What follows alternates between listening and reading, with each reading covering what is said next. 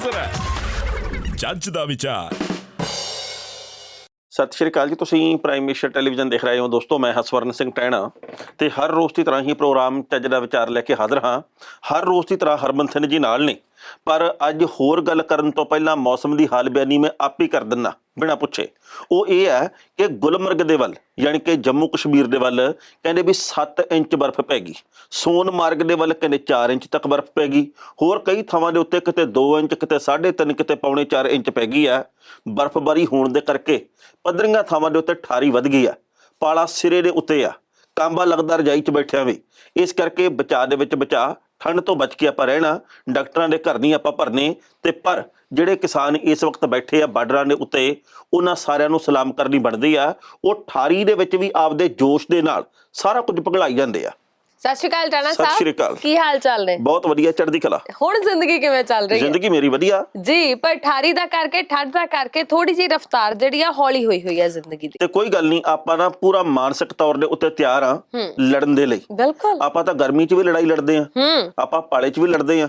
ਕੋਈ ਗੱਲ ਨਹੀਂ, ਬਿਲਕੁਲ ਸਹੀ। ਤੇ ਟਾਣਾ ਸਾਹਿਬ ਕੱਲ ਤਾਂ ਕਹਿੰਦੇ ਕਿ ਬਹੁਤੇ ਜਿਹੜੇ ਸ਼ਹਿਰ ਨੇ ਉਹਨਾਂ ਦਾ ਤਾਪਮਾਨ ਕਿਸੇ ਦਾ 1 ਡਿਗਰੀ, ਕਿਸੇ ਦਾ 2 ਡਿਗਰੀ, ਕਿਸੇ ਦਾ 0.4 ਡਿਗਰੀ ਤੱਕ ਵੀ ਦਰਜ ਕੀਤਾ ਗਿਆ। ਪੰਜਾਬ ਦੇ ਵਿੱਚ ਵੀ ਲੁੜਕ ਗਿਆ, ਪਾਰਾ ਹੋਰ ਲੁੜਕ ਗਿਆ। ਬਿਲਕੁਲ, ਇਹ ਪੰਜਾਬ ਦੇ ਸ਼ਹਿਰਾਂ ਦੀ ਗੱਲ ਕਰ ਰਹੀ ਸੀ ਮੈਂ। ਤੁਸੀਂ ਵੇਖੋ ਠੰਡ ਇੰਨੀ ਜ਼ਿਆਦਾ ਪੈਣ ਲੱਗ ਗਈ ਹੈ, ਇੰਨੀ ਜ਼ਿਆਦਾ ਮੈਨੂੰ ਲੱਗਦਾ ਹੈ ਕਿ ਸੱਚੀ ਪੰਜਾਬ 'ਚ ਵੀ ਬਰਫ਼ਬਾਰੀ ਹੋਣੀ ਸ਼ੁਰੂ ਹੋ ਜਾਏਗੀ। ਕੋਹਰਾ ਪੈ ਰਿਹਾ ਲਗਾਤਾਰ, ਠੰਡ ਵੱਧਦੀ ਜਾ ਰਹੀ ਹੈ ਦਿਨੋਂ ਦਿਨ। ਔਰ ਇਸ ਮੌਸਮ ਦੇ ਵਿੱਚ ਬੱਚਿਆਂ ਦਾ ਤੇ ਬਜ਼ੁਰਗਾਂ ਦਾ ਖਾਸ ਤੌਰ ਤੇ ਖਿਆਲ ਰੱਖਣ ਦੀ ਬਹੁਤ ਜ਼ਿਆਦਾ ਜ਼ਰੂਰਤ ਹੈ। ਤੁਹਾਡੀ ਬਰਫ਼ ਵਾਲੀ ਗੱਲ ਤੋਂ ਮੈਨੂੰ ਇੱਕ ਪੁਰਾਣੀ ਖਬਰ ਚੇਤੇ ਆ ਗਈ।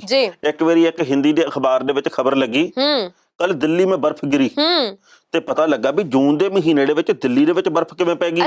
ਬਾਅਦ ਦੇ ਵਿੱਚ ਪਤਾ ਲੱਗਾ ਵੀ ਕਿਸੇ ਨੇ ਸਾਈਕਲ ਦੀ ਮਗਰਲੀ ਕਾਠੀ ਦੇ ਉੱਤੇ ਬੰਨੀ ਸੀ, ਉਹ ਗਿਰ ਗਈ।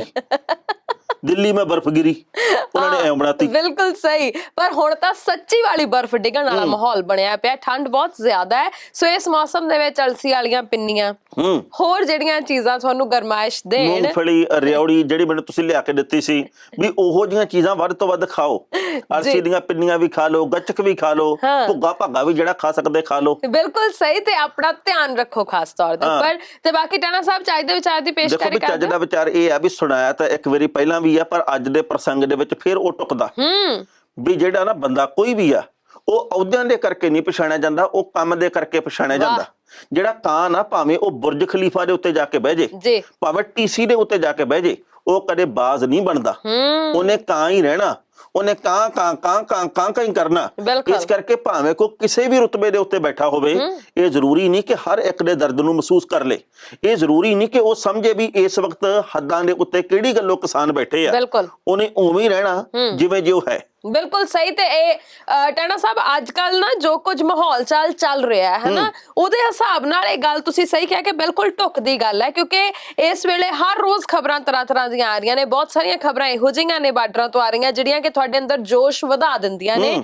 ਬਹੁਤ ਸਾਰੀਆਂ ਖਬਰਾਂ ਇਹੋ ਜਿਹੀਆਂ ਨੇ ਜਿਹੜੀਆਂ ਤੁਹਾਨੂੰ ਦੁੱਖ ਦੇ ਨਾਲ ਝੰਜੋੜ ਕੇ ਰੱਖ ਦਿੰਦੀਆਂ ਨੇ। ਬਹੁਤ ਸਾਰੀਆਂ ਖਬਰਾਂ ਇਹੋ ਜਿਹੀਆਂ ਨੇ ਜਿਹੜੀਆਂ ਤੁਹਾਨੂੰ ਸੋਚਣ ਦੇ ਲਈ ਮਜਬੂਰ ਕਰ ਦਿੰਦੀਆਂ ਨੇ ਵੀ ਆਖਰਕਾਰ ਇਹ ਕਿਉਂ ਤੇ ਕਿਵੇਂ ਹੋ ਰਿਹਾ ਸਾਰਾ ਕੁਝ। ਸੋ ਪਰ ਗੱਲ ਉੱਥੇ ਆ ਕੇ ਢੁੱਕਦੀ ਹੈ ਕਿ ਜੇਕਰ ਕੋਈ ਬੰਦਾ ਇਹਨਾਂ ਗੱਲਾਂ ਵੱਲ ਧਿਆਨ ਦੇਵੇ ਤਾਂ ਇਹਦੇ ਲਈ ਨਾ ਬੰਦੇ ਨੂੰ ਸੰਵੇਦਨਸ਼ੀਲ ਹੋਣਾ ਪੈਂਦਾ, ਅੰਦਰਲਾ ਮਨੁੱਖ ਜਗਾਉਣਾ ਪੈਂਦਾ। ਭਾਵੁਕ ਬੰਦਾ, ਨਰਮਾਈ ਵਾਲਾ ਬੰਦਾ, ਲਚਕਦਾਰ ਤਬੀਅਤ ਦਾ ਮਾਲਕ ਬੰਦਾ ਜਿਹੜਾ, ਉਹੀ ਦੂਜੇ ਦੀ ਪੀੜ ਨੂੰ ਸਮਝ ਸਕਦਾ। ਨਹੀਂ ਤਾਂ ਦੂਜਾ ਤਾਂ ਇਹੀ ਕਹਿਣਾ ਹੁੰਦਾ, ਜਿਹੜਾ ਬੰਦਾ ਢੀਠ ਜਾ ਹੋਵੇ ਨਾ, ਐਵੇਂ ਮਾਰਦੇ ਆ, ਇਹਨਾਂ ਨੂੰ ਸਮਝ ਹੀ ਹੈ ਨਹੀਂ, ਇਹਨਾਂ ਨੂੰ ਪਤਾ ਹੀ ਹੈ ਨਹੀਂ। ਮੈਂ ਤੁਹਾਨੂੰ ਇੱਕ ਗੱਲ ਦੱਸਦਾ, ਕਈ ਦਿਨ ਪਹਿਲਾਂ ਤੱਕ ਨਾ ਕੇਂਦਰ ਦੇ ਕੁਝ ਕੁ ਮੰਤਰੀ ਕਹੀ ਗਏ ਆ ਵੀ ਕਿਸਾਨ ਅਨਪੜ੍ਹ ਹਨ, ਕਿਸਾਨਾਂ ਨੂੰ ਪਤਾ ਨਹੀਂ ਲੱਗਦਾ, ਕਿਸਾਨ ਏਦਾਂ ਹਨ।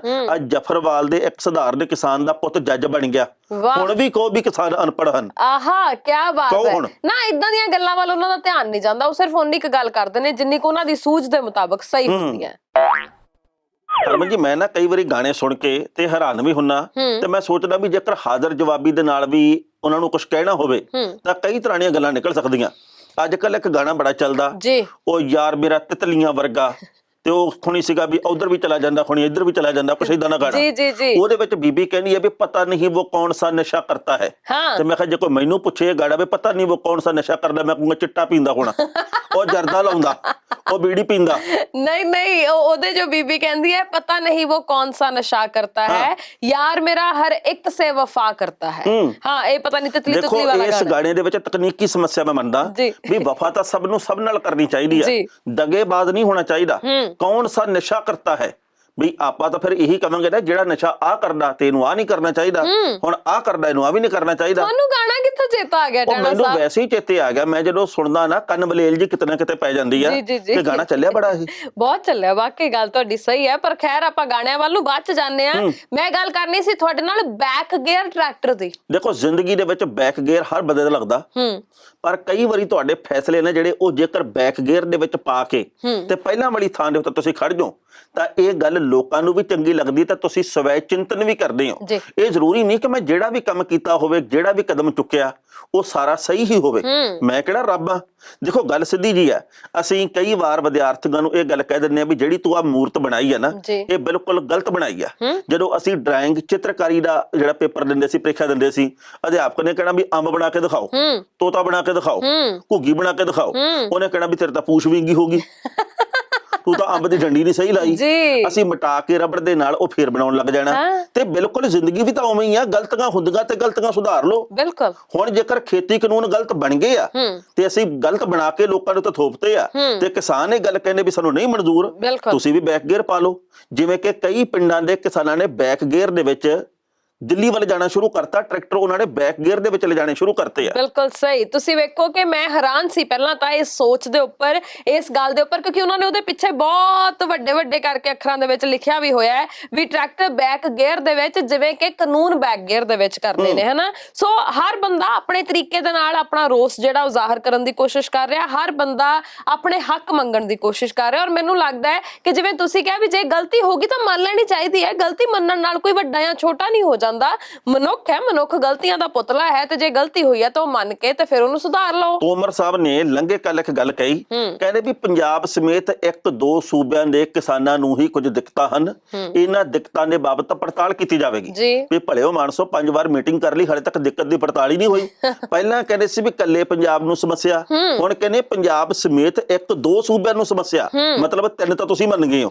ਤੇ ਜੇਕਰ ਲੱਛਣ ਆਹੀ ਰਹੇ ਨਾ ਆਪਣੇ, ਤੁਸੀਂ ਕੀ ਕਰਨਾ, ਪੰਜਾਬ ਸਮੇਤ 18-19 ਨੂੰ ਸਮੱਸਿਆ। ਦੇਖੋ ਗੱਲ ਇਹ ਹੈ ਵੀ ਇਹਨਾਂ ਨੂੰ ਇੱਕ ਸਲਾਹ ਹੈ ਵੀ ਇੱਕ ਗੇੜਾ ਜਿਹੜਾ ਉਹ ਧਰਨੇ ਵਾਲੀ ਥਾਂ ਦੇ ਉੱਪਰ ਜ਼ਰੂਰ ਲਗਾ ਕੇ ਆਉਣ, ਉੱਥੇ ਲੋਕਾਂ ਨਾਲ ਗੱਲਬਾਤ ਕਰਨ ਦੀ ਜ਼ਰੂਰ ਕੋਸ਼ਿਸ਼ ਕਰਨ। ਇਹਨਾਂ ਨੂੰ 1-2 ਦੇ ਨਾਲ 5, 6, 7, 8, 9, 10 ਕਿੰਨੇ ਸੂਬੇ ਲੱਭ ਜਾਣੇ ਆ, ਕਿਉਂਕਿ ਜਦੋਂ ਉੱਥੇ ਕਿਸਾਨਾਂ ਨੇ ਮੰਨਣਾ ਵੀ ਅਸੀਂ ਫਲਾਣੇ ਸੂਬੇ ਤੋਂ, ਅਸੀਂ ਫਲਾਣੇ ਸੂਬੇ ਤੋਂ, ਅਸੀਂ ਫਲਾਣੇ ਸੂਬੇ ਆ, ਤੇ ਅਸੀਂ ਉਸ ਸੂਬੇ ਚੋਂ ਵੀ ਆਏ ਆ ਜਿੱਥੇ ਤੁਹਾਡੀ ਸਰਕਾਰ ਹੈ, ਜਿੱਥੇ ਤੁਹਾਡੀ ਪਾਰਟੀ ਦੀ ਸਰਕਾਰ ਹੈ, ਉਦੋਂ ਸ਼ਾਇਦ ਇਹਨਾਂ ਨੂੰ ਗਿਣਤੀ ਜਿਹੜੀ ਉਹ ਸਹੀ ਲਗਾਉਣ ਦੇ ਵਿੱਚ ਮਦਦ ਮਿਲ ਜਾਊਗੀ। ਹਾਲੇ ਕਮਰਿਆਂ ਦੇ ਵਿੱਚ ਬੈਠ ਕੇ ਅੰਦਾਜ਼ੇ ਲਗਾਉਣੇ, ਉਹ ਤਾਂ ਫਿਰ ਤੁਹਾਨੂੰ ਪਤਾ ਹੀ ਹੈ ਵੀ ਉਹਦੇ 'ਚ ਤਾਂ ਗੜਬੜੀ ਆਉਂਦੀ ਰਹਿੰਦੀ ਹੈ। ਬਿਲਕੁਲ ਸਹੀ ਗੱਲ ਹੈ ਜੀ। ਦੇਖੋ ਹਰ ਬੰਦੇ ਦਾ ਆਪੋ ਆਪਣਾ ਤਰੀਕਾ ਵਿਰੋਧ ਪ੍ਰਦਰਸ਼ਨ ਕਰਨ ਦਾ। ਕੋਈ ਉੱਥੇ ਕੰਗਣਾ ਰਣੌਤ ਨੂੰ ਅਸੀਂ ਗਾਲਾਂ ਕੱਢਦੇ ਵੀ ਸੁਣਿਆ, ਕਿਸੇ ਨੂੰ ਅਸੀਂ ਸੁਣਿਆ ਜੀ ਕਿ ਉਹ ਪਾਇਲ ਰੋਹਤਗੀ ਦੇ ਬਾਰੇ ਵੀ ਗੱਲਾਂ ਕਰਦਾ, ਕਿਸੇ ਨੂੰ ਅਸੀਂ ਸੁਣਿਆ ਜੀ ਕਿ ਪ੍ਰਧਾਨ ਮੰਤਰੀ ਮੋਦੀ ਦਾ ਪੁਤਲਾ ਪੁੱਠਾ ਟੰਗਿਆ ਹੋਇਆ, ਕਿਸੇ ਨੂੰ ਅਸੀਂ ਕਈ ਤਰ੍ਹਾਂ ਦੇ ਹੋਰ ਪ੍ਰਦਰਸ਼ਨ ਕਰਦੇ ਦੇਖਿਆ। ਉਸੇ ਤਰੀਕੇ ਦੇ ਨਾਲ ਬੈਕ ਗੇਅਰ ਦੇ ਵਿੱਚ ਟਰੈਕਟਰ ਪਾ ਕੇ ਤੇ ਦਿੱਲੀ ਦੇ ਵੱਲ ਜਾ ਰਹੇ ਆ, ਹੌਲੀ ਹੌਲੀ ਜਾ ਰਹੇ। ਦੇਖੋ ਜਦੋਂ ਪਛਾਣ ਨੂੰ ਇਹ ਦੇਖਣਾ ਹੋਵੇ ਨਾ, ਇਹ ਤੇ ਹੌਲੀ ਹੌਲੀ ਜਾਣਾ ਪੈਂਦਾ ਹੈ ਕਰਕੇ, ਧੌਣ ਦੇ ਵਿੱਚ ਵਲ ਵੀ ਪੈ ਜਾਂਦਾ, ਦੁਖਣ ਲੱਗ ਜਾਂਦੀ ਹੈ। ਸੋ ਇਸ ਕਰਕੇ ਭਾਈ ਹਰ ਬੰਦੇ ਦਾ ਆਪਣਾ ਤਰੀਕਾ ਹੈਗਾ, ਹਰ ਬੰਦਾ ਆਪਣੇ ਤਰੀਕੇ ਨਾਲ ਅੱਗੇ ਵਧ ਰਿਹਾ, ਹਰ ਬੰਦਾ ਆਪਣੇ ਤਰੀਕੇ ਨਾਲ ਯੋਗਦਾਨ ਪਾ ਰਿਹਾ, ਤੇ ਚੰਗੀ ਗੱਲ ਹੈ ਜਿਹਨੇ ਜਿਵੇਂ ਯੋਗਦਾਨ ਪਾਉਣਾ ਭਾਈ ਉਵੇਂ ਪਾਓ। ਪਰ ਇੱਕ ਬੇਨਤੀ ਜ਼ਰੂਰ ਹੈਗੀ ਆ, ਕਈ ਖਬਰਾਂ ਆ ਰਹੀਆਂ ਦਿੱਲੀ ਤੋਂ, ਜਿਹੜੇ ਸਿੰਘੂ ਬਾਰਡਰ ਦੇ ਉੱਤੋਂ, ਟਿਕਰੀ ਤੋਂ, ਕੁੰਡਲੀ ਤੋਂ, ਗਾਜੀਪੁਰ ਤੋਂ, ਵੀ ਇੱਥੇ ਨਾ ਮੁੰਡੇ ਖੁੰਡੇ ਜਿਹੜੇ ਰਾਤ ਨੂੰ ਡਿੱਕ ਲਾ ਲੈਂਦੇ ਆ, ਬਾਅਦ ਦੇ ਵਿੱਚ ਨੱਚਦੇ ਗਾਉਂਦੇ ਆ। ਸੋ ਦੇਖੋ ਆਪਣੇ ਅੰਦਰ ਜੋਸ਼ ਆ, ਜੋਸ਼ ਠਾਠਾ ਮਾਰੇ, ਉਬਾਲੇ ਮਾਰੇ, ਇਹ ਤਾਂ ਬਹੁਤ ਜ਼ਰੂਰੀ ਆ। ਪਰ ਆਪਾਂ ਜਿਹੜੇ ਟਰਾਲੀਆਂ ਦੇ ਵਿੱਚ ਲੋਕ ਸੁੱਤੇ ਪਏ ਆ, ਜਾਂ ਜਿਹੜੇ ਉੱਥੇ ਗੋਦੀ ਮੀਡੀਆ ਦੇ ਅੰਗ ਤੁਰੇ ਫਿਰਦੇ ਆ, ਉਹਨਾਂ ਦੇ ਕੋਲੇ ਆਪਾਂ ਖਬਰ ਨਹੀਂ ਇਹੋ ਜਿਹੀ ਪਹੁੰਚਾਉਣੀ ਵੀ ਇਹ ਤਾਂ ਮਸਤੀਆਂ ਕਰਨ ਵਾਸਤੇ ਆਏ ਆ।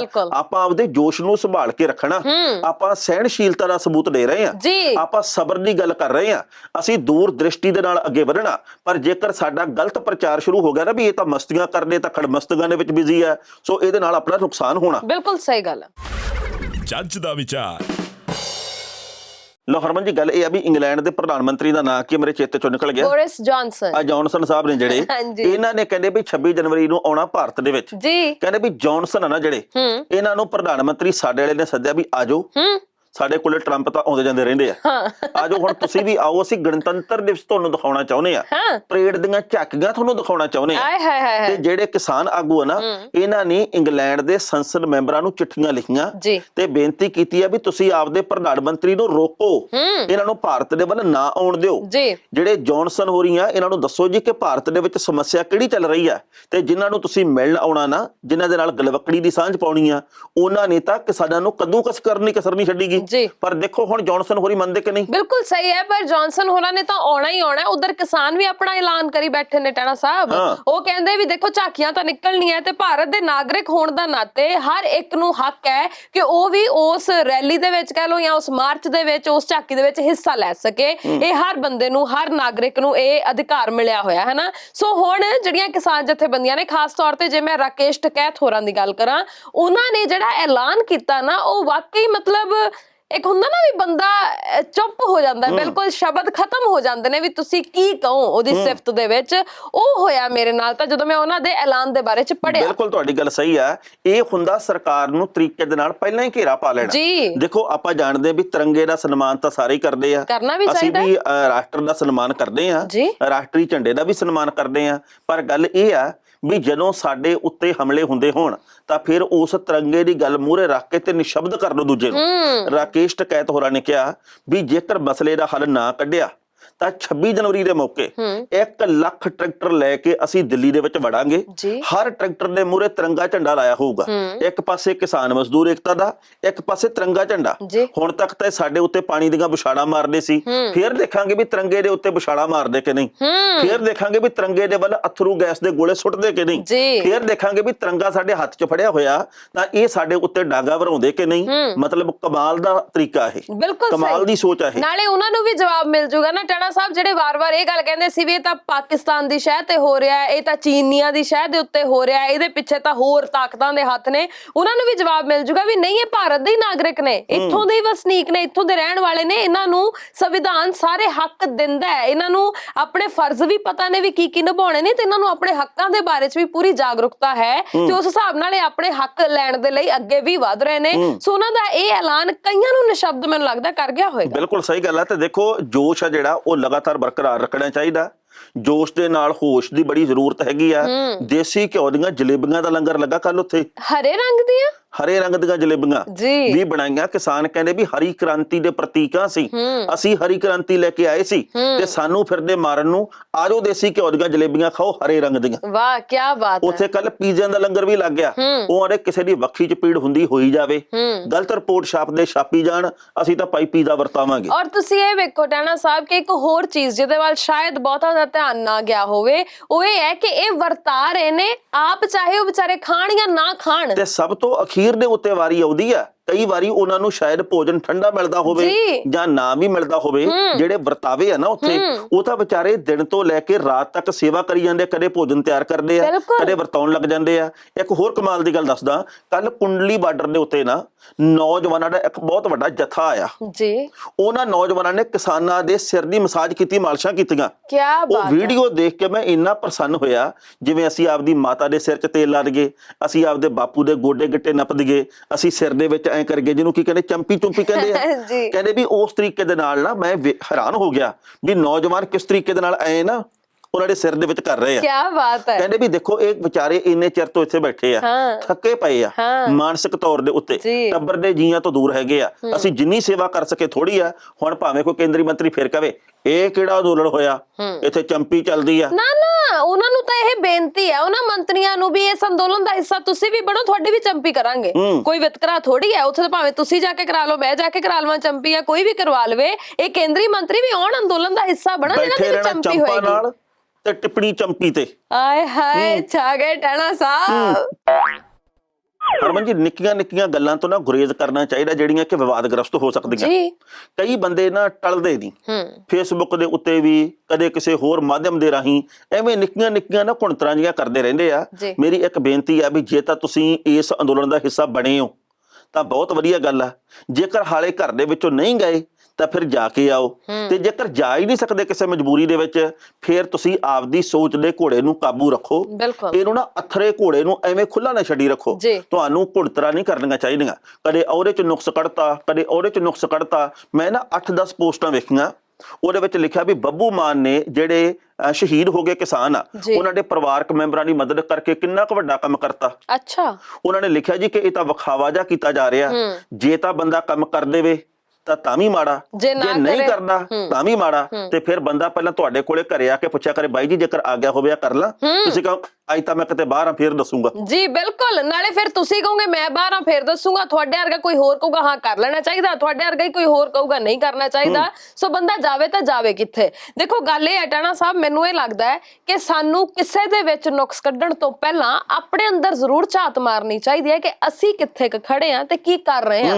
ਬੱਬੂ ਮਾਨ ਨੂੰ ਕਿਸੇ ਨੇ ਸਜ਼ਾ ਥੋੜੀ ਲਾਈ ਸੀ ਕਿ ਤੁਸੀਂ ਇਹ ਕੰਮ ਕਰਨਾ ਹੀ ਕਰਨਾ। ਬੱਬੂ ਮਾਨ ਦੀ ਥਾਂ ਕੋਈ ਵੀ ਹੋਰ ਗਾਇਕ, ਕੋਈ ਵੀ, ਕਈਆਂ ਨੂੰ ਇਹ ਲੱਗਦਾ ਨਾ ਵੀ ਅਸੀਂ ਕਿਸੇ ਇੱਕ ਪੱਖ ਦੀ ਗੱਲ ਨਹੀਂ ਕਰਾਂਗੇ ਜਾਂ ਕਿਸੇ ਦੀ ਜਿਹੜੀ ਬਾਤ ਉਹ ਨਹੀਂ ਪਾਈ ਜਾਊਗੀ। ਮੈਂ ਕਹਿੰਦੀ ਆ ਵੀ ਕੋਈ ਵੀ ਗਾਇਕ, ਕੋਈ ਵੀ ਵੀਰ ਭੈਣ ਕਿਸੇ ਵੀ ਕਿੱਤੇ ਨਾਲ ਜੁੜਿਆ ਕੋਈ ਵੀ ਬੰਦਾ, ਭਾਵੇਂ ਰੁਪਈਏ ਦਾ ਯੋਗਦਾਨ ਪਾਉਂਦਾ, ਭਾਵੇਂ ਕਰੋੜ ਦਾ ਯੋਗਦਾਨ ਪਾਉਂਦਾ, ਉਹ ਥੋੜਾ ਹੀ ਥੋੜਾ, ਵੱਧ ਤੋਂ ਵੱਧ ਪਾਓ। ਚਾਹੇ ਕੋਈ ਆਮ ਇਨਸਾਨ ਹੋਏ, ਚਾਹੇ ਕੋਈ ਪੁਲਿਸ ਵਾਲਾ ਹੋਏ, ਚਾਹੇ ਕੋਈ ਆਰਮੀ ਦਾ ਬੰਦਾ ਹੋਏ, ਚਾਹੇ ਕੋਈ ਸਾਡੇ ਤੁਹਾਡੇ ਵਰਗਾ ਹੋਏ, ਡਾਕਟਰ ਹੋਏ, ਕੋਈ ਵੀ ਹੋਏ, ਗਾਇਕ ਹੋਏ, ਗੀਤਕਾਰ ਹੋਏ, ਜੇਕਰ ਕੋਈ ਕਿਸੇ ਵੀ ਤਰੀਕੇ ਦੇ ਨਾਲ ਅੰਦੋਲਨ ਦੇ ਵਿੱਚ ਹਿੱਸਾ ਪਾ ਰਿਹਾ ਹੈ, ਜੇਕਰ ਕੋਈ ਕਿਸੇ ਵੀ ਤਰੀਕੇ ਨਾਲ ਇਹਨਾਂ ਸ਼ਹੀਦ ਹੋਏ ਕਿਸਾਨਾਂ ਦੇ ਪਰਿਵਾਰਾਂ ਦੀ ਮਦਦ ਕਰ ਰਿਹਾ ਹੈ, ਤਾਂ ਮੈਨੂੰ ਲੱਗਦਾ ਹੈ ਕਿ ਸਾਨੂੰ ਉਸ ਬੰਦੇ ਦਾ ਹੌਸਲਾ ਵਧਾਉਣਾ ਚਾਹੀਦਾ ਹੈ। ਉਹਦੀ ਲੱਤ ਖਿੱਚ ਕੇ ਉਹਨੂੰ ਪਿੱਛੇ ਨਹੀਂ ਕਰਨਾ ਚਾਹੀਦਾ, ਕਿਉਂਕਿ ਕਿਸੇ ਨੇ ਵੀ ਕਿਸੇ ਨੂੰ ਇਹ ਕੋਈ ਡੰਨ ਨਹੀਂ ਲਾਇਆ ਵੀ ਤੂੰ ਇਹ ਕੰਮ ਕਰਨਾ ਹੀ ਕਰਨਾ। ਅਗਲਾ ਜੇ ਕਰ ਰਿਹਾ ਤਾਂ ਉਹਦੀ ਤਾਰੀਫ ਕਰੋ। ਹੁਣ ਮੈਂ ਇੱਕ ਹੋਰ ਗੱਲ ਦੱਸਦਾ, ਰਣਜੀਤ ਸਿੰਘ ਢੱਡਰੀਆਂ ਵਾਲਿਆਂ ਨੇ 21 ਲੱਖ ਰੁਪਏ ਦੇਣ ਦਾ ਐਲਾਨ ਕੀਤਾ।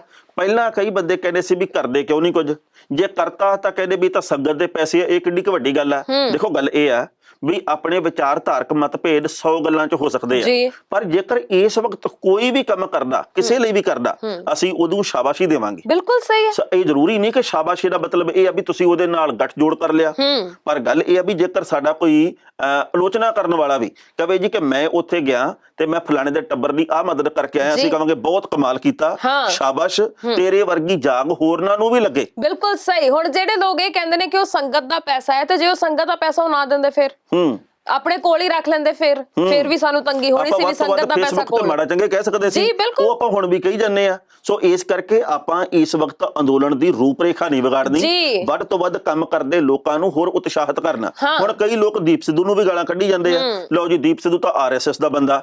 ਅਸੀਂ ਉਹਨੂੰ 3 ਵਾਰ ਇੰਟਰਵਿਊ ਕਰਕੇ ਪੁੱਛੇ ਸਵਾਲ ਵੀ ਤੂੰ RSS ਦਾ ਬੰਦਾ, ਉਹਨੇ ਜਿਹੋ ਜਿਹੇ ਉੱਤਰ ਦਿੱਤੇ ਆ ਤੁਸੀਂ ਸੁਣੇ ਆ।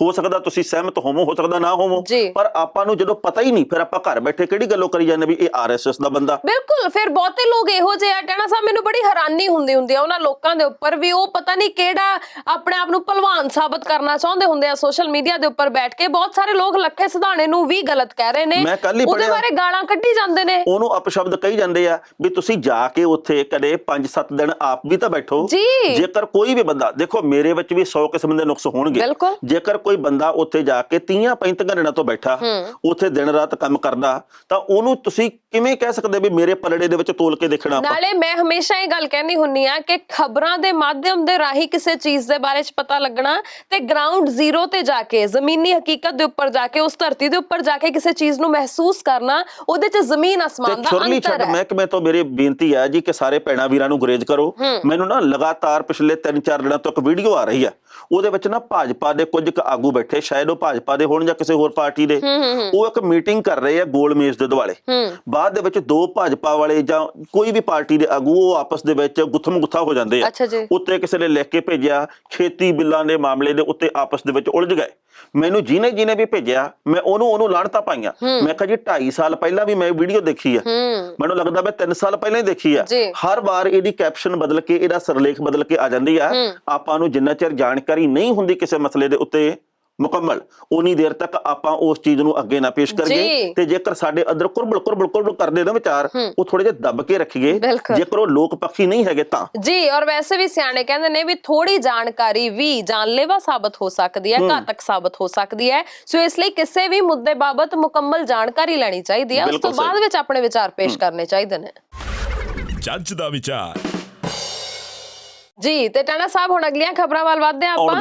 ਦੇਖੋ ਹਰ ਰੋਜ਼ ਕਈ ਬੰਦਿਆਂ ਦੇ ਵੱਲੋਂ ਇਹ ਐਲਾਨ ਕੀਤਾ ਜਾ ਰਿਹਾ ਕਿ ਉਹ ਜਿਹੜੇ ਵੀ ਸ਼ਹੀਦ ਹੋਏ ਨੇ ਕਿਸਾਨ ਇਸ ਅੰਦੋਲਨ ਦੇ ਦੌਰਾਨ ਉਹਨਾਂ ਦੇ ਪਰਿਵਾਰਕ ਜੀਆਂ ਦੀ ਉਹ ਮਦਦ ਕਰਨਗੇ। ਸ਼੍ਰੋਮਣੀ ਕਮੇਟੀ ਵੱਲੋਂ ਵੀ ਐਲਾਨ ਕੀਤਾ ਗਿਆ, ਰਣਜੀਤ ਸਿੰਘ ਢੱਡਰੀਆਂ ਵਾਲਿਆਂ ਦੇ ਵੱਲੋਂ ਵੀ ਐਲਾਨ ਕੀਤਾ ਗਿਆ, ਹੋਰ ਵੀ ਕਈ ਸੰਸਥਾਵਾਂ ਨੇ ਐਲਾਨ ਕੀਤਾ। ਸਰਕਾਰ ਨੇ ਵੀ ਕਿਹਾ, ਕੈਪਟਨ ਸਾਹਿਬ ਨੇ ਵੀ ਇਹ ਗੱਲ ਕਹੀ ਸੀ ਕਿ ਅਸੀਂ ਵੀ ਜਿੰਨੀ ਵਿੱਤੀ ਸਹਾਇਤਾ ਹੋ ਸਕੇ ਉਹ ਕਰਾਂਗੇ ਨਾ ਪਰਿਵਾਰਾਂ ਦੀ। ਪਰ ਖਬਰਾਂ ਹੁਣ ਜਿਹੜੀਆਂ ਆ ਰਹੀਆਂ ਨੇ ਟਾਣਾ ਸਾਹਿਬ ਉਹ ਸਵਾਲਾਂ ਦੇ ਘੇਰੇ ਦੇ ਵਿੱਚ ਸਰਕਾਰ ਨੂੰ ਜ਼ਰੂਰ ਖੜਾ ਕਰ ਦਿੰਦੀਆਂ ਨੇ। ਜ਼ਖਮ ਉਚੇੜਨ ਵਾਲੀਆਂ ਖਬਰਾਂ, ਜ਼ਖਮਾਂ ਨੂੰ ਛਿੱਲਣ ਵਾਲੀਆਂ ਖਬਰਾਂ। ਮੈਨੂੰ ਸਮਝ ਨਹੀਂ ਆਉਂਦੀ, ਕਿਸੇ ਘਰ ਦਾ ਮੁਖੀ ਚਲਾ ਜਾਵੇ, ਉਹ ਵੀ ਕਿਸਾਨੀ ਅੰਦੋਲਨ ਦੇ ਵਿੱਚ ਹਿੱਸਾ ਲੈਂਦਿਆਂ ਆਪਣੀ ਜਾਨ ਦੇ ਦੇਵੇ, ਤੇ ਉਸ ਤੋਂ ਬਾਅਦ ਸਰਕਾਰਾਂ ਨੇ ਜਿਹੜੀ ਮਦਦ ਕਰਨੀ ਆ ਉਹਦੇ ਨਾਂ ਦੇ ਉੱਤੇ ਟੀਚਰਾਂ ਕੀਤੀਆਂ ਜਾਣ, ਖੇਡਾਂ ਖੇਡੀਆਂ ਜਾਣ, ਤਾਂ ਪਰਿਵਾਰ ਦੇ ਟੱਬਰ ਦੇ ਮਨ ਦੇ ਉੱਤੇ ਕੀ ਬੀਤਦਾ ਹੋਊਗਾ ਅੰਦਾਜ਼ਾ ਲਾਉਣਾ ਔਖਾ ਨਹੀਂ। ਤਾਂ ਖਬਰ ਆਈ ਹੈ ਖੰਨੇ ਦੇ ਵੱਲੋਂ, ਰਵਿੰਦਰਪਾਲ ਸਿੰਘ ਨਾਂ ਦਾ ਇੱਕ ਵਿਅਕਤੀ ਆ ਜਿਹੜਾ ਕਿ ਇਸ ਅੰਦੋਲਨ ਦੇ ਵਿੱਚ ਸ਼ਹੀਦ ਹੋ ਗਿਆ, ਉਹਦੀ ਮੌਤ ਹੋ ਗਈ।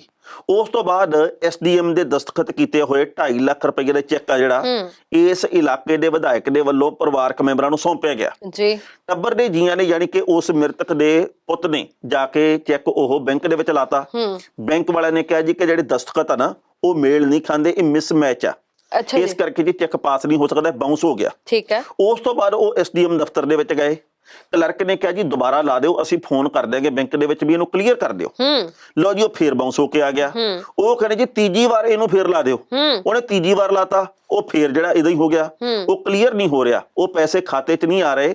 ਹੁਣ ਟੱਬਰ ਦੇ ਜੀਆਂ ਨੇ ਇਹ ਗੱਲ ਕਹੀ ਆ ਵੀ ਸਾਡਾ ਕਸੂਰ ਕੀ ਆ, ਸਾਨੂੰ ਟੀਚਰਾਂ ਕਿਹੜੀ ਗੱਲੋਂ ਕਰਦੇ ਹੋ, ਸਾਡਾ ਇਹ ਕਸੂਰ ਆ ਕਿ ਅਸੀਂ ਗਰੀਬ ਆ, ਸਾਡਾ ਇਹ ਕਸੂਰ ਆ ਕਿ ਅਸੀਂ ਕਿਸਾਨ ਅੰਦੋਲਨ ਦਾ ਹਿੱਸਾ ਬਣੇ, ਸਾਨੂੰ ਤੁਸੀਂ ਇਸ ਤਰੀਕੇ ਨਾਲ ਖੱਜਲ ਨਾ ਕਰੋ। ਦੇਖੋ ਮੈਨੂੰ ਸਮਝ ਨਹੀਂ ਆਉਂਦੀ ਟਾਣਾ ਸਾਹਿਬ, ਇੱਕ ਤਾਂ ਬੰਦਾ ਮਾਨਸਿਕ ਤੌਰ ਦੇ ਉੱਪਰ ਅੱਗੇ ਕਮਜ਼ੋਰ ਹੋਇਆ ਹੁੰਦਾ ਜਦੋਂ ਘਰ ਦੇ ਵਿੱਚ ਇਹੋ ਜਿਹਾ ਕੋਈ ਭਾਣਾ ਵਾਪਰ ਜਾਏ, ਦੂਸਰੇ ਬੰਨੇ ਸਾਡੇ ਸਰਕਾਰੀ ਸਿਸਟਮ ਇੰਨਾ ਕੁ ਜ਼ਿਆਦਾ ਪੇਚੀਦਾ ਹੈ, ਇੰਨਾ ਕੁ ਜ਼ਿਆਦਾ ਉਲਝਿਆ ਹੋਇਆ ਹੈ। ਪਹਿਲਾਂ ਤਾਂ ਬੰਦੇ ਨੂੰ ਇਹ ਨਹੀਂ ਸਮਝ ਆਉਂਦੀ ਵੀ ਮੈਂ ਜਾ ਕੇ ਕਵਾਂ ਕਿਹਨੂੰ, ਜੇ ਬੰਦੇ ਨੂੰ ਪਤਾ ਲੱਗ ਜਾਏ ਵੀ ਜਾ ਕੇ ਕਹਿਣਾ ਕਿਹਨੂੰ ਹੈ, ਫਿਰ ਕਈ ਵਾਰ ਅੱਗੇੋਂ ਬੰਦਾ ਨਹੀਂ ਮਿਲਦਾ। ਜੇ ਅੱਗੇੋਂ ਬੰਦਾ ਮਿਲ ਜਾਵੇ ਫਿਰ ਇਹ ਨਹੀਂ ਜ਼ਰੂਰੀ ਕਿ ਉਹ ਤੁਹਾਡੇ ਨਾਲ ਗੱਲਬਾਤ ਕਰੂਗਾ ਜਾਂ ਨਹੀਂ ਕਰੂਗਾ। ਜੇ ਗੱਲਬਾਤ ਵੀ ਹੋ ਜਾਵੇ ਤਾਂ ਅਗਲਾ ਤੁਹਾਨੂੰ ਉਹ ਰਾਹ ਦੱਸ ਕੇ ਮੁੜ ਕੇ ਭੇਜ ਦਿੰਦਾ ਜਿਹੜਾ ਤੁਹਾਨੂੰ ਫੇਰ ਨਹੀਂ ਪਤਾ ਲੱਗਦਾ ਵੀ ਮੈਂ ਅੱਗੇ ਕਰਨਾ ਕੀ ਹੈ। ਸੋ ਇਹ ਸਾਰਾ ਕੁਝ ਇੱਕ ਤਾਂ ਸਰਲ ਹੋਣਾ ਚਾਹੀਦਾ ਕਿ ਬੰਦੇ ਨੂੰ ਪਤਾ ਹੋਏ ਵੀ ਭਾਈ ਇਸ ਤੋਂ ਬਾਅਦ ਮੇਰਾ ਅਗਲਾ ਕਦਮ ਕੀ ਹੋਣਾ ਚਾਹੀਦਾ ਹੈ। ਤੇ ਦੂਸਰੀ ਗੱਲ ਇਹ ਹੈ ਵੀ ਜੇਕਰ ਤੁਸੀਂ ਐਲਾਨ ਕੀਤਾ ਹੀ ਹੈ, ਜੇਕਰ ਤੁਸੀਂ ਚੈੱਕ ਦਿੱਤਾ ਹੀ ਹੈ ਤੇ ਅਗਲਾ ਬੰਦਾ ਤੇ ਬੈਂਕ ਇਹ ਕਹਿ ਰਿਹਾ ਹੈ ਕਿ ਤੁਹਾਡੇ ਜਿਹੜੇ ਸਾਈਨ ਆ ਉਹ ਮੈਚ ਨਹੀਂ ਕਰ ਰਹੇ ਜਾਂ ਨਹੀਂ ਮਿਲਦੇ, ਮੇਲ ਨਹੀਂ ਖਾਂਦੇ, ਤਾਂ ਫਿਰ ਜੇ ਦੁਬਾਰਾ ਇੱਕ ਵਾਰ ਪੈਨ ਥੋੜਾ ਜਿਹਾ ਝਰੀਟ ਦੋਗੇ ਤਾਂ ਉਹਦੇ ਨਾਲ ਕੀ ਘਾਟਾ ਪੈ ਜਾਏਗਾ। ਸਰਕਾਰੀ ਦਫ਼ਤਰਾਂ ਦੇ ਬਾਰੇ, ਸਰਕਾਰੀ ਕਰਮਚਾਰੀਆਂ ਦੇ ਬਾਰੇ ਜਿਹੜੀ ਧਾਰਨਾ ਬਣੀ ਆ ਨਾ, ਇਹ ਇਹਨਾਂ ਨੂੰ ਆਪ ਨੂੰ ਤੋੜਨੀ ਪੈਣੀ ਹੈ ਕੰਮ ਕਰਕੇ। ਤੇ ਜੇਕਰ ਕੰਮ ਦੇ ਨਾਂ ਦੇ ਉੱਤੇ ਆਪਾਂ ਨੂੰ ਬੁਖਾਰ ਚੜ ਜਾਊਗਾ, ਮੈਂ ਸਾਰੇ ਮੁਲਾਜ਼ਮਾਂ ਦੀ ਗੱਲ ਨਹੀਂ ਕਰਦਾ, ਪਰ ਕੁਝ ਇੱਕ ਮੁਲਾਜ਼ਮ ਹਰ ਮਹਿਕਮੇ ਦੇ ਵਿੱਚ ਹੈਗੇ ਆ ਬੈਂਕਾਂ ਦੇ ਵਿੱਚ ਜਾਂਦੇ ਆ, ਕਈ ਵਾਰ ਉਹ ਚਾਹ ਪੀਣ ਦੇ ਉੱਤੇ ਪੌਣਾ ਘੰਟਾ ਲਾ ਦਿੰਦੇ ਆ, ਬੰਦੇ ਕਤਾਰ ਦੇ ਵਿੱਚ ਖੜੇ ਹੁੰਦੇ ਵੀ ਭਾਈ ਅਸੀਂ ਪੈਸੇ ਜਮ੍ਹਾਂ ਕਰਵਾਉਣੇ ਆ, ਅਸੀਂ ਕਢਵਾਉਣੇ ਆ, ਅਸੀਂ ਕੋਈ ਹੋਰ ਕੰਮ ਕਾਜ ਕਰਵਾਉਣਾ, ਕੋਈ ਉੱਥੇ ਕੰਪਿਊਟਰ ਤੇ ਆਪਦਾ ਕੰਮ ਕਰੀ ਜਾਊਗਾ, ਕੋਈ ਗੱਲੀ ਬਾਤੀ ਮੋਬਾਈਲ ਦੇ ਉੱਤੇ ਲੱਗਾ ਪਿਆ। ਇਹਨਾਂ ਗੱਲਾਂ ਤੋਂ ਗੁਰੇਜ਼ ਕਰਨਾ ਚਾਹੀਦਾ। ਮੈਂ ਇੱਕ ਬੈਂਕ ਦੇ ਵਿੱਚ ਗਿਆ ਪਰਸੋਂ, ਉੱਥੇ ਜੀ ਇੱਕ ਬੀਬੀ ਜਿਹੜੀ ਮੈਂ ਉਹਨੂੰ ਕਿਹਾ ਜੀ ਕਿ ਮੈਂ ਆਹ ਕੰਮ ਕਰਵਾਉਣਾ ਆ, ਉਹ ਕਹਿੰਦੇ ਜੀ मैं तो ये काम नहीं कर सकती, वो वाले मैम करेंगे। अच्छा। वो मैम किसी दे नाल गल्लां करी जांदे, कोई होर गाहक बैठा, लो जी मैं 20 मिनट बैठा रहा, मैं कहा थोड़ी मैम अवेली हुई कि नहीं हले वो कहने मैं तो उनको बोल नहीं सकती मगर वो आ जाएंगे, वो 5 मिनट में आ जाएंगे। मैं 10 मिनट होर बैठा रहा और मैं कहा थोड़ी मैम आउंदी ही नहीं गी, मैम नूं उठाओ आपदी नूं है, कहंदी सर बस 5 मिनट और। मैं 10 मिनट होर बैठा रहा, मैं सीधा मैम कोल ही गया। अच्छा। और मैं कहा मैम कोई होर भी बंदा हैगा धरती ते ਆ ਫੁੱਫੜ ਲੱਗਦਾ ਇਹਦੇ ਕੋਲੇ ਬੈਠੇ ਆ, ਇਹਦਾ ਵੀ ਕੰਮ ਜ਼ਰੂਰੀ ਹੋ ਸਕਦਾ, ਪਰ ਇਹਦੇ ਚੱਕਰ ਦੇ ਵਿੱਚ ਅਸੀਂ ਕਿੰਨੇ ਜਾਣੇ ਬੈਠੇ, ਕੋਈ 5-7 ਮਿੰਟ ਦੀ ਗੱਲ ਹੁੰਦੀ ਆ ਵੀ ਆਪਾਂ ਕੋਈ ਪਰਿਵਾਰਕ ਗੱਲਾਂ ਥੋੜੀ ਕਰਨੀਆਂ, ਦਫ਼ਤਰੀ ਗੱਲਾਂ ਕਰਦੇ, ਬੈਂਕ ਦੀਆਂ ਗੱਲਾਂ ਕਰਦੇ ਆ। वो तो सर ऐसे तो ये स्टेटमेंट तो निकल नहीं सकती, ऐसे नहीं, वो सर्वर डाउन है। एक तो ਇਹਨਾਂ ਦੇ ਸਰਵਰ ਹਮੇਸ਼ਾ ਹੀ ਡਾਊਨ ਹੈ, ਇਹਨੂੰ ਦੱਸ ਦਿੰਦੀ ਇਹ ਵੀ ਗੱਲ ਤੇਰੇ ਦੱਸਣ ਵਾਲੀ ਆ, ਇਹ ਕੋਈ ਗੰਦੀ ਗੱਲ ਆ।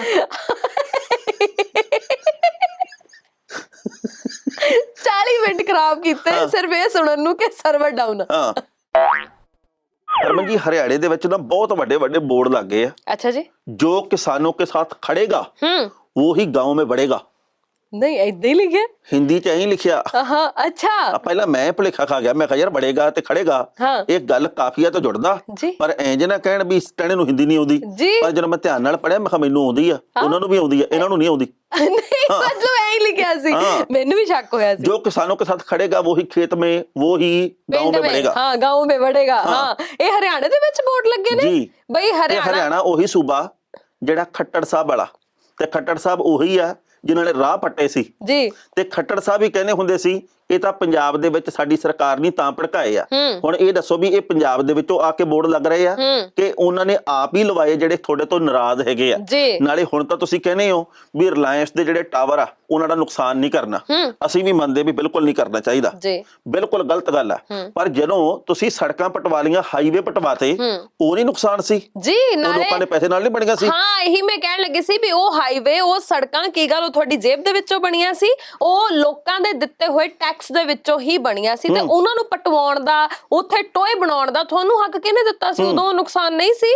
ਪਤਾ ਨਹੀਂ ਇਹ ਦੋਗਲੀਆਂ ਨੀਤੀਆਂ ਕਦੋਂ ਖਤਮ ਹੋਣਗੀਆਂ, ਪਰ ਛੱਡੋ ਸਾਰੀਆਂ ਸਰਕਾਰਾਂ ਨੂੰ। ਟਾਣਾ ਸਾਹਿਬ, ਹਰਿਆਣਾ ਵਾਸੀਆਂ ਨੇ ਜਿਸ ਤਰੀਕੇ ਦੇ ਨਾਲ ਜ਼ਿੰਦਾਦਿਲੀ ਦਿਖਾਈ ਹੈ, ਜਿਸ ਤਰੀਕੇ ਦੇ ਨਾਲ ਉਹ ਇਸ ਅੰਦੋਲਨ ਦੇ ਵਿੱਚ ਆਪਣਾ ਰੋਲ ਨਿਭਾ ਰਹੇ ਨੇ, ਉਹ ਵੀ ਵਾਕਈ ਮੈਂ ਕਹਿੰਦੀ ਆ ਵੀ ਇਤਿਹਾਸ 'ਚ ਲਿਖਿਆ ਜਾਊਗਾ ਜੀ। ਐਵੇਂ ਸਾਡੇ ਵਿੱਚ ਵੰਡੀਆਂ ਪਾਈਆਂ ਸੀ, ਐਵੇਂ ਸਾਡੇ ਨਾ ਮਨਾਂ ਦੇ ਵਿੱਚ ਨਫ਼ਰਤ ਦੀਆਂ ਕੰਧਾਂ ਖੜੀਆਂ ਕਰਤੀਆਂ ਸੀ। ਇਹ ਤਾਂ ਨਫ਼ਰਤ ਦੀਆਂ ਕੰਧਾਂ ਢਹਿ ਗਈਆਂ। ਅੱਜ ਇਹਨਾਂ ਨੇ SYL ਦਾ ਪਤਾ ਖੇਡਣ ਦੀ ਕੋਸ਼ਿਸ਼ ਕੀਤੀ, ਇਹ ਚੱਲਿਆ ਨਹੀਂ ਜੀ। ਇਹਨਾਂ ਨੇ ਉੱਥੇ ਹਿੰਦੂ ਸਿੱਖ ਮੁੱਦਾ ਬਣਾਉਣ ਦੀ ਕੋਸ਼ਿਸ਼ ਕੀਤੀ, ਇਹ ਚੱਲਿਆ ਨਹੀਂ। ਇਹਨਾਂ ਨੇ ਪੁਰਾਣੀਆਂ ਗੱਲਾਂ ਦੁਹਰਾਉਣ ਦੀ ਕੋਸ਼ਿਸ਼ ਕੀਤੀ, ਇਹ ਮੁੱਦਾ ਚੱਲਿਆ ਨਹੀਂ ਜੀ, ਕੁਝ ਵੀ ਨਹੀਂ ਚੱਲਿਆ। ਔਰ ਤੁਸੀਂ ਇਹ ਵੇਖੋ ਟਾਣਾ ਸਾਹਿਬ, ਇੱਥੋਂ ਇੱਕ ਗੱਲ ਹੋਰ ਸਾਫ਼ ਹੁੰਦੀ ਹੈ ਵੀ ਪਹਿਲਾਂ ਵੀ ਇਹ ਮੁੱਦੇ ਚੱਲਦੇ ਨਹੀਂ ਸੀ, ਲੋਕ ਇਹਨਾਂ ਮੁੱਦਿਆਂ ਦੇ ਮਗਰ ਖੜਦੇ ਨਹੀਂ ਸੀ। ਇਹ ਮੁੱਦੇ ਇਹਨਾਂ ਦੇ ਹੀ ਬਣਾਏ ਹੋਏ ਸੀ। ਕਦੀ ਉਧਰੋਂ ਬਿਆਨ ਆ ਜਾਂਦਾ ਸੀ, ਕਦੀ ਇਧਰੋਂ ਬਿਆਨ ਆ ਜਾਂਦਾ ਸੀ। ਆਮ ਲੋਕ ਥੋੜੀ ਕਹਿੰਦੇ ਸੀ ਵੀ SYL ਦਾ ਮੁੱਦਾ ਐ ਹੋਣਾ ਚਾਹੀਦਾ ਹੈ। ਠੀਕ ਹੈ, ਸੱਥਾਂ ਦੇ ਵਿੱਚ, ਘਰਾਂ ਦੇ ਵਿੱਚ ਜ਼ਰੂਰ ਗੱਲਾਂ ਹੁੰਦੀਆਂ ਸੀ, ਪਰ ਬਿਆਨਬਾਜ਼ੀਆਂ ਤਾਂ ਇਹ ਲੀਡਰ ਹੀ ਆਪਸ 'ਚ ਕਰਦੇ ਹੁੰਦੇ ਸੀ। ਜਿਹੜੇ ਬੰਦੇ ਇਹ ਗੱਲ ਕਹਿੰਦੇ ਨੇ ਵੀ ਖੇਤੀ ਕਾਨੂੰਨ ਦੇ ਨਾਲ ਜ਼ਮੀਨਾਂ ਨਹੀਂ ਖੁੱਸਣਗੀਆਂ, ਉਹਨਾਂ ਨੂੰ ਮੇਰੀ ਇੱਕੋ ਬੇਨਤੀ ਆ ਵੀ ਜਦੋਂ ਨਾ ਨਿੱਜੀ ਹੱਥਾਂ ਦੇ ਵਿੱਚ ਸਾਰੀ ਖੇਤੀਬਾੜੀ ਚਲੀ ਗਈ, ਫਸਲਾਂ ਚਲੀਆਂ ਗਈਆਂ, ਹਾਲ ਪਤਾ ਕਿਵੇਂ ਹੋਣਾ? ਅੱਜ ਪੈਟਰੋਲ, ਡੀਜ਼ਲ ਤੇ ਗੈਸ ਦੀਆਂ ਕੀਮਤਾਂ ਸਰਕਾਰ ਕਹਿੰਦੀ ਸਾਡੇ ਵੱਸ ਦੇ ਵਿੱਚ ਨਹੀਂ, ਕਿਉਂਕਿ ਸਰਕਾਰ ਦੀ ਪਹੁੰਚ ਦੇ ਵਿੱਚੋਂ ਬਾਹਰ ਦੀ ਗੱਲ ਆ, ਕਿਉਂਕਿ ਇਹ ਨਿੱਜੀ ਕੰਪਨੀਆਂ ਤੈਅ ਕਰਦੀਆਂ ਤੇ ਫਸਲਾਂ ਦੇ ਬਾਬਤ ਨਹੀਂ ਏਦਾਂ ਹੋਊਗਾ। ਜਿਹੜੇ ਲੋਕ ਇਹ ਗੱਲ ਕਹਿੰਦੇ ਨਾ ਕਿ ਜੀ ਫਸਲਾਂ ਦੇ ਬਾਬਤ ਤਾਂ ਗਲਤ ਪ੍ਰਚਾਰ ਕੀਤਾ ਜਾ ਰਿਹਾ, ਉਹਨਾਂ ਲੋਕਾਂ ਨੂੰ ਪਤਾ ਹੋਣਾ ਚਾਹੀਦਾ ਵੀ ਫਸਲਾਂ ਕਿਵੇਂ ਹੁੰਦੀਆਂ, ਫਸਲਾਂ ਦੇ ਵਿੱਚ ਕੀ ਗੱਲ ਆ। ਜਿਹੜੇ ਬੰਦੇ ਨੇ ਮੈਟਰੋ ਚਲਾਉਣ ਦੀ ਗੱਲ ਕਰਦਿਆਂ ਤੇ ਰੇਲਵੇ ਨੂੰ ਵੇਚਣ ਦੀ ਗੱਲ ਕਰਤੀ, ਤੇ ਉਹ ਬੰਦਾ ਖੇਤੀਬਾੜੀ ਨੂੰ ਸੁਚੱਜੀ ਬਣਾਉਣ ਦੇ ਚੱਕਰ ਦੇ ਵਿੱਚ ਜ਼ਮੀਨਾਂ ਵੇਚਣ ਦੀ ਗੱਲ ਕਿਉਂ ਨਾ ਕਰੂਗਾ? ਇਹਦੇ ਬਾਬਤ ਸੋਚਿਆ ਕਰੋ ਮਾੜਾ ਜਿਹਾ ਜੀ। ਨਾਲੇ ਗੱਲ ਫੇਰ ਉੱਥੇ ਆਉਂਦੀ ਹੈ ਜਿਹੜੀ ਆਪਾਂ ਕੱਲ ਵੀ ਬੇਨਤੀ ਕੀਤੀ ਸੀ ਵੀ ਸਾਰੇ ਕਾਨੂੰਨ ਚੰਗੀ ਤਰ੍ਹਾਂ ਪੜੋ, ਉਹਦੇ ਬਾਬਤ ਘੋਖ ਪੜਤਾਲ ਕਰੋ ਤੇ ਫਿਰ ਉਸ ਬਾਬਤ ਟਿੱਪਣੀ ਕਰੋ। ਪਹਿਲਾਂ ਬਿਨਾਂ ਪੜੇ, ਬਿਨਾਂ ਕੁਝ ਜਾਣੇ ਪਛਾਣੇ ਤੇ ਤੁਸੀਂ ਆਲੇ ਦੁਆਲੇ ਦੀਆਂ ਗੱਲਾਂ ਸੁਣ ਕੇ ਤੇ ਇੱਕ ਦਿਲ ਦੇ ਵਿੱਚ ਜਿਹੜਾ ਉਹ ਕੋਨਾ ਹੈ ਕਿ ਕਿਸੇ ਇੱਕ ਪਾਰਟੀ ਦੇ ਤੁਸੀਂ ਨੁਮਾਇੰਦੇ ਜਾਂ ਪਾਰਟੀ ਦੇ ਮਗਰ ਲੱਗਣ ਵਾਲੇ ਹੋ ਸਕਦੇ ਹੋ, ਉਹਨਾਂ ਸਾਰੀਆਂ ਚੀਜ਼ਾਂ ਨੂੰ ਇੱਕ ਬੰਨੇ ਰੱਖ ਕੇ ਇਹਨਾਂ ਕਾਨੂੰਨਾਂ ਬਾਰੇ ਪੜੋ, ਇਹਨਾਂ ਬਾਰੇ ਜਾਣੋ, ਉਸ ਤੋਂ ਬਾਅਦ ਵਿੱਚ ਪ੍ਰਤੀਕਿਰਿਆ। ਜਿਹੜੀ ਵੀ ਪਾਰਟੀ ਦਾ ਨੇਤਾ ਤੁਹਾਡੇ ਪਿੰਡ, ਸ਼ਹਿਰ, ਕਸਬੇ ਦੇ ਵਿੱਚ ਆਉਂਦਾ ਜਿਹੜਾ ਕਹਿੰਦਾ ਵੀ ਖੇਤੀ ਕਾਨੂੰਨ ਬਹੁਤ ਵਧੀਆ ਹਨ, ਤੁਸੀਂ ਹੋ ਗਏ ਗੁੰਮਰਾਹ। ਤੁਹਾਨੂੰ ਪਤਾ ਨਹੀਂ, ਸਾਨੂੰ ਪਤਾ ਇਸ ਗੱਲ ਦਾ। ਜਦੋਂ ਇਹ ਸਮਝਾਉਂਦੇ ਆ, ਤੁਸੀਂ ਵੀ ਉਹਨਾਂ ਨੂੰ ਅੱਗੋਂ ਸਵਾਲ ਕਰਿਆ ਕਰੋ, ਕਣਕ ਨੂੰ ਕਿੰਨੇ ਪਾਣੀ ਲੱਗਦੇ ਆ ਜੀ, ਇੱਕ ਕਿੱਲੇ ਦੇ ਵਿੱਚ ਕਿੰਨੀ ਕਣਕ ਦਾ ਬੀਜ ਪੈਂਦਾ। ਬਿਲਕੁਲ ਬਿਲਕੁਲ। ਇਹ ਦੱਸੋ ਵੀ ਪੋਹ ਮਾਘ ਦੀਆਂ ਰਾਤਾਂ ਨੂੰ ਕਿਵੇਂ ਕੰਮ ਕਾਜ ਹੁੰਦਾ, ਮੱਛੀ ਮੋਟਰ ਕੀ ਹੁੰਦੀ ਹੈ, ਫਲਾਣਾ ਕੰਮ ਕੀ ਹੁੰਦਾ ਹੈ, ਇਹਨਾਂ ਨੂੰ ਪੁੱਛਿਆ ਕਰੋ। ਜੇ ਕਹਿਣ ਵੀ ਸਾਨੂੰ ਨਹੀਂ ਪਤਾ, ਉਹਨੂੰ ਕਹੇ ਫਿਰ ਸਾਨੂੰ ਕਿਵੇਂ ਪਤਾ? ਹਾਂ, ਫਿਰ ਤੁਹਾਨੂੰ ਕਾਨੂੰਨਾਂ ਬਾਰੇ ਕਿਵੇਂ ਪਤਾ ਜੇ ਆ ਕੁਝ ਨਹੀਂ ਪਤਾ ਤਾਂ? ਪਰ ਗੱਲ ਇਹ ਹੈ ਨਾ ਵੀ ਲੋਕ ਹੁਣ ਜਾਗਰੂਕ ਹੋ ਗਏ ਨੇ ਟਾਣਾ ਸਾਹਿਬ। ਜਲਦੀ ਮੈਨੂੰ ਲੱਗਦਾ ਹੈ ਕਿ ਜਿਵੇਂ ਆਪਾਂ ਅੱਗੇ ਵੀ ਕਿਹਾ ਸੀ 2022 ਦੇ ਵਿੱਚ ਜਲਦੀ ਰੰਗ ਜਿਹੜੇ ਉਹ ਦੇਖਣ ਨੂੰ ਮਿਲਣਗੇ, ਲੋਕ ਹੁਣ ਸਵਾਲ ਕਰਨਗੇ। ਇਹ ਮੈਨੂੰ ਲੱਗਦਾ ਲੀਡਰ ਵੀ ਹੁਣ ਸੋਚ ਸਮਝ ਕੇ ਲੋਕਾਂ ਦੇ ਘਰਾਂ ਤੱਕ ਜਾਣਗੇ, ਕਿਉਂਕਿ ਪਤਾ ਨਹੀਂ ਮੋਰਿਓ ਕਿਸੇ ਨੇ ਕਿਵੇਂ ਟੱਕਰਨਾ ਹੈ। ਬਿਲਕੁਲ ਸਹੀ। ਜੱਜ ਦਾ ਵਿਚਾਰ। ਲੋ ਹਰਮਨ ਜੀ, ਨਵਜੋਤ ਸਿੰਘ ਸਿੱਧੂ ਦੀ ਲੋਈ ਦਾ ਰੌਲਾ ਪੈ ਗਿਆ। ਬਿਲਕੁਲ ਪਿਆ ਹੋਇਆ। ਮੈਂ ਨਾ 2-3 ਦਿਨਾਂ ਤੋਂ ਵੇਖ ਰਿਹਾ ਸੀਗਾ ਵੀ ਇਹ ਰੌਲਾ, ਇਹ ਵਿਵਾਦ ਲਗਾਤਾਰ ਵੱਧ ਰਿਹਾ। ਸਿੱਧੂ ਨੇ ਲਈ ਹੈ ਲੋਈ। ਦੇਖੋ, ਜੇ ਤਾਂ ਹੋਵੇ ਕਿਤੇ ਕਿਸੇ ਵੀ ਲੋਈ 'ਚ ਕਿਸੇ ਲੀੜੇ ਦੇ ਵਿੱਚ ਐਡਾ ਡਿਜ਼ਾਈਨ, ਆਪਾਂ ਮੰਨਦੇ ਹਾਂ ਵੀ ਕਈ ਵਾਰ ਬੂਟੀ ਦਿਸੀ ਨਹੀਂ ਗਈ, ਆਪਾਂ ਮੰਨ ਲੈਂਦੇ ਵੀ ਕਈ ਵਾਰ ਕਢਾਈ ਹੈ ਜਿਹੜੀ ਨਿਗਾਹ ਨਹੀਂ ਪਈ। ਪਰ ਜੇਕਰ ਉੱਥੇ ਖੱਡਾ ਸਾਹਿਬ ਬਹੁਤ ਵੱਡਾ ਹੋਵੇ ਤੇ ਇੱਕ ਦੀ ਥਾਂ ਦੇ ਉੱਤੇ ਕਈ ਹੋਣ ਤੇ ਉੱਥੇ ਏਕਮਕਾਰ ਬਹੁਤ ਵੱਡਾ ਲਿਖਿਆ ਹੋਵੇ ਤੇ ਉਹ ਵੀ ਲੋਈ ਲਈ ਹੋਵੇ, ਤਾਂ ਮਤਲਬ ਇਹ ਆ ਵੀ ਪਤਾ ਸ਼ਾਇਦ ਸੀ, ਪਰ ਉਹਦੇ ਕਰਕੇ ਵਿਵਾਦ ਜਦੋਂ ਜੁੜ ਗਿਆ ਤੇ ਹੁਣ ਨਵਜੋਤ ਸਿੱਧੂ ਨੇ ਮਾਫੀ ਵੀ ਮੰਗ ਲਈ ਆ। ਅੱਛਾ ਜੀ। ਉਹਨੇ ਅੱਜ ਗੱਲ ਕਹਿਤੀ ਹੈ ਜੀ ਕਿ ਬਹੁਤ ਸਾਰੇ ਲੋਕ ਆ ਜਿਹੜੇ ਉਹ ਆਪਣੀਆਂ ਪੱਗਾਂ ਦੇ ਉੱਤੇ, ਆਪਣੇ ਵੱਖ-ਵੱਖ ਸਰੀਰ ਦੇ ਅੰਗਾਂ ਦੇ ਉੱਤੇ ਵੱਖ-ਵੱਖ ਚਿੰਨ੍ਹ ਖਣਵਾਉਂਦੇ ਆ, ਤੇ ਜੇਕਰ ਮੇਰੀ ਲੋਈ ਦੇ ਉੱਤੇ ਸੀਗਾ ਇਹ ਕੁਝ ਤਾਂ ਫਿਰ ਐਡੀ ਇਤਰਾਜ਼ ਵਾਲੀ ਗੱਲ ਨਹੀਂ ਸੀ। ਪਰ ਜੇਕਰ ਭਾਵਨਾਵਾਂ ਦੇ ਉੱਤੇ ਸੱਟ ਵੱਜੀ ਆ ਤਾਂ ਭਾਈ ਮੈਂ ਮਾਫੀ ਮੰਗਦਾ। ਅੱਛਾ ਜੀ। ਪਰ ਗੱਲ ਇਹ ਹੈ ਨਾ ਟਾਣਾ ਸਾਹਿਬ ਕਿ ਦੇਖੋ ਇਸ ਵੇਲੇ ਬਹੁਤ ਸਾਰੀਆਂ ਜਿਹੜੀਆਂ ਸੰਸਥਾਵਾਂ ਨੇ ਉਹਨਾਂ ਨੇ ਵੀ ਇਸ ਬਾਬਤ ਜਿਹੜੀ ਟਿੱਪਣੀ ਕੀਤੀ। ਕੁਝ ਇੱਕ ਸੰਸਥਾਵਾਂ ਨੇ ਸ਼੍ਰੀ ਅਕਾਲ ਤਖਤ ਸਾਹਿਬ ਦੇ ਵਿੱਚ ਵੀ ਇਹ ਮੁੱਦਾ ਜਿਹੜਾ ਆ ਉਹ ਪਹੁੰਚਾਇਆ ਸੀ, ਉੱਥੇ ਵੀ ਸ਼ਿਕਾਇਤ ਕੀਤੀ ਗਈ ਸੀ। ਸੋ ਮੈਨੂੰ ਇਹ ਲੱਗਦਾ ਹੈ ਵੀ ਦੇਖੋ ਜਿੱਥੇ ਧਰਮ ਦੀ ਗੱਲ ਆ ਜਾਂਦੀ ਹੈ, ਜਿੱਥੇ ਧਾਰਮਿਕ ਚਿੰਨ੍ਹਾਂ ਦੀ ਗੱਲ ਆ ਜਾਂਦੀ ਹੈ, ਉੱਥੇ ਵੈਸੇ ਹੀ ਬੰਦੇ ਨੂੰ ਸੋਚ ਸਮਝ ਕੇ ਚੱਲਣਾ ਚਾਹੀਦਾ ਹੈ। ਇਹੋ ਜਿਹਾ ਕੰਮ ਬਿਲਕੁਲ ਨਹੀਂ ਕਰਨਾ ਚਾਹੀਦਾ ਪਹਿਲਾਂ ਹੀ ਜਿਹਦੇ ਨਾਲ ਕਿਸੇ ਦੀਆਂ ਭਾਵਨਾਵਾਂ ਨੂੰ ਠੇਸ ਪਹੁੰਚੇ, ਕੋਈ ਬੰਦਾ ਦੁਖੀ ਹੋਵੇ, ਹੈ ਨਾ। ਪਹਿਲਾਂ ਹੀ ਸੋਚ ਸਮਝ, ਕਿਉਂਕਿ ਇਹ ਬੜੇ ਨਾਜ਼ੁਕ ਮਸਲੇ ਹੁੰਦੇ ਨੇ ਤੇ ਇਹਨਾਂ ਬਾਬਤ ਪਹਿਲਾਂ ਹੀ ਮੈਨੂੰ ਲੱਗਦਾ ਹੈ ਕਿ ਬਹੁਤ ਵਾਰ ਸੋਚ ਵਿਚਾਰ ਕਰਨਾ ਚਾਹੀਦਾ ਹੈ, ਉਸ ਤੋਂ ਬਾਅਦ ਕੋਈ ਵੀ ਜਿਹੜਾ ਕਦਮ ਆ ਚੁੱਕਿਆ ਜਾਣਾ ਚਾਹੀਦਾ ਹੈ ਜੀ। ਤੇ ਬਾਕੀ ਹੁਣ ਮਾਫੀ ਮੰਗਣ ਤੋਂ ਬਾਅਦ ਕੀ ਲੱਗਦਾ ਹੈ ਕਿ ਮਸਲਾ ਠੰਡਾ ਹੋ ਜਾਏਗਾ? ਮੈਨੂੰ ਲੱਗਦਾ ਵੀ ਠੰਡਾ ਪੈ ਜਾਣਾ, ਕਿਉਂਕਿ ਇਸੇ ਗੱਲ ਦੀ ਮੰਗ ਕੀਤੀ ਜਾ ਰਹੀ ਸੀ ਵੀ ਉਹ ਮਾਫੀ ਮੰਗੇ ਜੀ, ਤੇ ਜਿਹੜੀ ਉਹਨੇ ਗਲਤੀ ਕੀਤੀ ਆ ਤੇ ਉਹਨੇ ਮਾਫੀ ਮੰਗ ਲਈ, ਗੱਲ ਖਤਮ ਹੋ ਗਈ। ਓਕੇ, ਮਤਲਬ ਹੁਣ ਕੋਈ ਮੁੱਦਾ ਨਹੀਂ ਰਹਿ ਗਿਆ ਮਗਰ। ਨਹੀਂ ਮੈਨੂੰ ਲੱਗਦਾ ਜੀ, ਹਾਲਾਂਕਿ ਮੁੱਦਾ ਇਹ ਵਧੂਗਾ ਜਾਂ ਘਟੂਗਾ ਮੈਂ ਕੁਝ ਕਹਿ ਨਹੀਂ ਸਕਦਾ, ਕਿਉਂਕਿ ਜਥੇਬੰਦੀਆਂ ਦੀ ਆਪਣੀ ਗੱਲ ਆ, ਉਹਦੇ ਨਾਲ ਤਾਂ ਮੇਰਾ ਕੋਈ ਸੰਬੰਧ ਨਹੀਂ, ਪਰ ਮੈਨੂੰ ਲੱਗਦਾ ਵੀ ਮਾਫੀ ਤੋਂ ਵੱਡਾ ਸੰਕਲਪ ਕੋਈ ਨਹੀਂ। ਬਿਲਕੁਲ ਸਹੀ, ਜਦੋਂ ਮਾਫੀ ਮੰਗ ਲਈ ਤਾਂ ਗੱਲ ਖਤਮ ਹੋ ਜਾਣੀ ਚਾਹੀਦੀ ਹੈ। ਬਿਲਕੁਲ ਸਹੀ। ਤੇ ਬਾਕੀ ਫਿਲਹਾਲ ਹੁਣ ਆਪਾਂ ਚੱਲੀਏ ਜੀ, ਦੇਖ ਲਓ ਨਹੀਂ ਜਾਣਾ ਪਏਗਾ ਟਾਣਾ ਧੁੱਪ ਸਾਹਿਬ, ਵੀ ਨਿਕਲੀ ਪਈ ਆ। ਆਏ ਹਾਏ, ਪਰ ਉਹਨੀ ਤਿੱਖੀ ਨਹੀਂ ਹੈ। ਨਹੀਂ ਹਾਂ, ਜੇ ਤਾਂ ਉਹਨੂੰ ਬੈਠ ਕੇ ਸਿੱਕ ਗਏ ਛੱਤ ਤੇ ਹਾਂਜੀ, ਤੇ ਫਿਰ ਤਾਂ ਲੱਗਦੀ ਠਾਰੀ ਜੀ, ਕਿਉਂਕਿ ਹਵਾ ਵੀ ਦਾ ਮਿਸ਼ਰਣ ਵੀ ਹੈਗਾ ਜੀ। ਪਰ ਜੇ ਸ਼ੀਸ਼ੇ ਦੇ ਮੂਹਰੇ ਬੈਠ ਕੇ ਸਿੱਕ ਗਏ ਤੇ ਫਿਰ ਤਪਸ਼ ਵੱਧ ਜਾਂਦੀ ਆ। ਜਦੋਂ ਸ਼ੀਸ਼ੇ ਦੇ ਵਿੱਚ ਦੀ ਕਿਰਨਾਂ ਲੰਘਦੀਆਂ ਤੇ ਫਿਰ ਉਹ ਤਪਸ਼ ਪੈਦਾ ਕਰਦੀਆਂ ਤੇ ਹਵਾ ਦੇ ਤੁਸੀਂ ਸੰਪਰਕ ਦੇ ਵਿੱਚ ਨਹੀਂ ਹੁੰਦੇ, ਜਿਹਦੇ ਕਰਕੇ ਪਿੰਡੇ ਨੂੰ ਚੰਗਾ ਚੰਗਾ ਲੱਗਦਾ, ਆਨੰਦਿਤ ਜਿਹਾ ਮਹਿਸੂਸ ਕਰਦੇ ਆ। ਤੇ ਖਬਰਾਂ ਤੇ ਬਾਕੀ ਕੰਮ ਰਹਿਣ ਦੀ ਫਿਰ ਨਾ ਅਖਬਾਰ ਉੱਥੇ ਪੜੋ, ਕਿਤਾਬ ਲੈ ਕੇ ਬਹਿ ਜਾਓ। ਤੇ ਤੁਸੀਂ ਤਾਂ ਕੱਲ ਨੂੰ ਕਹੋਗੇ ਵੀ ਖਬਰ ਦੀ ਖਬਰ ਵੀ ਉੱਥੇ ਬਹਿ ਕੇ ਕਰਾ ਲਓ, ਐ ਨਹੀਂ ਨਾ ਹੋ ਸਕਦਾ। ਮੈਨੂੰ ਕੋਈ ਇਤਰਾਜ਼ ਨਹੀਂਗਾ, ਮੈਂ ਮਾਈਂਡ ਨਹੀਂ ਕਰਦਾ, ਮੈਨੂੰ ਪਤਾ ਸੀ, ਪਰ ਕੰਮ ਕਰਨੇ ਪੈਣਗੇ ਟਾਣਾ ਸਾਹਿਬ। ਇਹ ਧੁੱਪ ਸੇਕਣਾ ਆਪਣੇ ਹਿੱਸੇ ਨਹੀਂ ਆਇਆ, ਸਮਝ ਲਓ ਇਸ ਗੱਲ। ਮੈਂ ਤਾਂ ਗੱਲ ਕੀਤੀ ਆ ਵੀ ਇਉਂ ਵੀ ਹੋ ਸਕਦਾ, ਇਹ ਜ਼ਰੂਰੀ ਥੋੜੀ ਵੀ ਮੈਂ ਵੀ ਐਂ ਕਰ ਸਕਣਾ। ਜੀ ਬਿਲਕੁਲ ਸਹੀ। ਤੇ ਬਾਕੀ ਫਿਲਹਾਲ ਹੁਣ ਆਪਾਂ ਚੱਲਦੇ ਹਾਂ ਜੀ, ਜਾਣਦਾ ਹੋ ਗਿਆ ਵੇਲਾ, ਪਰ ਆਪਣੀ ਪ੍ਰਤੀਕਿਰਿਆ ਜ਼ਰੂਰ ਸਾਡੇ ਤਾਈਂ ਪਹੁੰਚਾਇਓ। ਦੋਵਾਂ ਦੇ ਇਜਾਜ਼ਤ, ਕੱਲ ਨੂੰ ਫੇਰ ਮਿਲਾਂਗੇ। ਸਤਿ ਸ੍ਰੀ ਅਕਾਲ। ਤੁਸੀਂ ਵੇਖਦੇ ਰਹੋ ਪ੍ਰਾਈਮ ਏਸ਼ੀਆ ਟੀਵੀ, ਤੁਹਾਡਾ ਆਪਣਾ ਤੁਹਾਡੇ ਲਈ। ਜੱਜ ਦਾ ਵਿਚਾਰ।